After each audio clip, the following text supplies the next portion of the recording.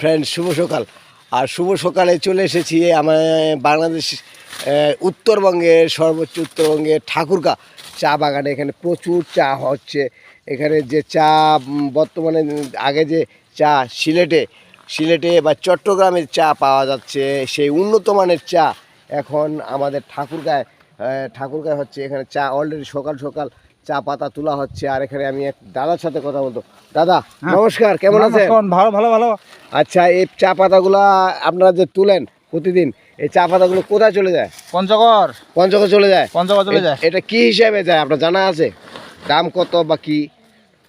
দামটা রেট টাকাটা বলতে পারবো না দাদা। হ্যাঁ, আপনারা কি হাজিরাই করেন? না, আমরা কেজি গিয়া কেজি কি? 3.5 টাকা কেজি।